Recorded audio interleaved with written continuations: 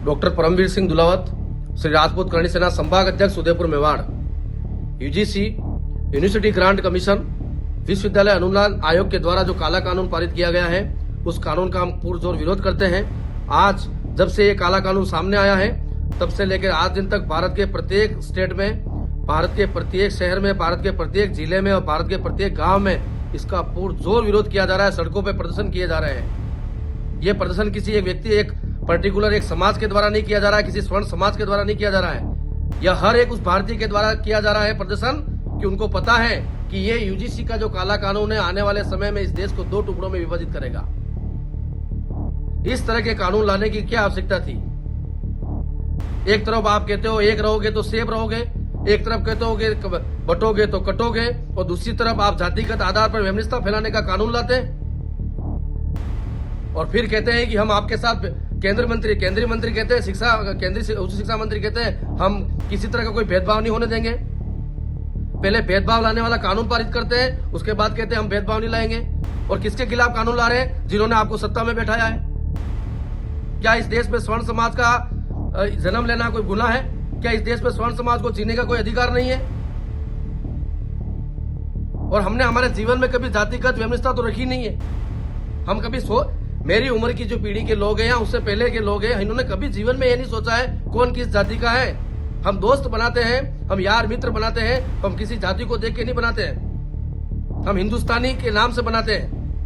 हमने कभी हमारे जीवन में जातिगत वैमनस्यता का विचार ही नहीं आया हमारे दिमाग में, और आप ये विचार लाना चाह रहे हैं। क्यों इस देश में आप जातिगत वैमनस्यता पैदा करना चाह रहे हैं? क्यों आप इस देश में जातिगत दंगे फैलाने का कुत्सित प्रयास कर रहे हैं? यूजीसी में बैठे जितने भी बुद्धिहीन जो प्रोफेसर है, उन्होंने जो नियम ये बनाए हैं, उनके ऊपर मैं प्रश्नवाचक चिन्ह खड़ा कर रहा हूं कि आपकी वामपंथी सोच इस देश को 2 टुकड़ों में कभी विभाजित नहीं कर सकती है। यह हिंदुस्तान किसी की जागीर नहीं है। यह हिंदुस्तान आम सनातनियों का है, यह हिंदुस्तान आम भारतीयों का है। या हम वसुधैव कुटुंबकम की भावना के साथ रहे थे और रहेंगे। हमने कभी हमारे जीवन में जातिगत भेदभाव न तो किसी से किया है, न किसी से करेंगे। सरकार चाहे तो भी नहीं करने देंगे।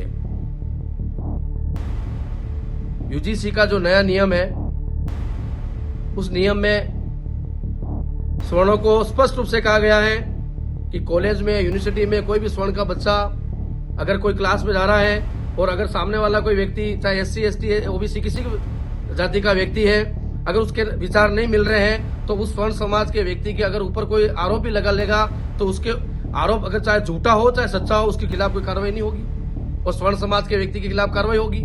उसका जीवन बर्बाद हो जाएगा।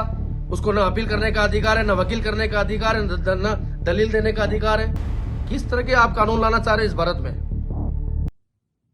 आत्रे नेत्र चिकित्सालय पिछले 24 वर्षों से डॉक्टर JP आत्रे के नेतृत्व में एक ऐसा संस्थान जो देता है आंखों की कंप्यूटर एवं अत्याधुनिक मशीनों द्वारा जांच एवं नंबर निकालने की सुविधा, मोतियाबिंद के ऑपरेशन के बाद मोटे चश्मे से मुक्ति, इंट्रा ऑक्यूलर लेंस इको रोल कंप्यूटर USA द्वारा fitting, contact lens hard soft इको रोल कंप्यूटर द्वारा फिटिंग, काला पानी, मोतियाबिंद, नाखूना, नासूर आदि के ऑपरेशन माइक्रो सर्जरी द्वारा, निकॉन एंड जापान, जर्मनी द्वारा आयातित फेको मशीन द्वारा मोतियाबिंद का बिना टाके वाला ऑपरेशन, नेत्र बैंक एवं पुतली प्रत्यारोपण सुविधा, भैंगापन का कसरत एवं शल्य क्रिया द्वारा इलाज, 24 घंटे भर्ती सुविधा, माइनस के नंबर का चश्मा उतारने का ऑपरेशन, RK एंड लेजिक, अति आधुनिक वातानुकूलित परामर्श कक्ष एवं ऑपरेशन कक्ष, रविवार पूर्ण अवकाश।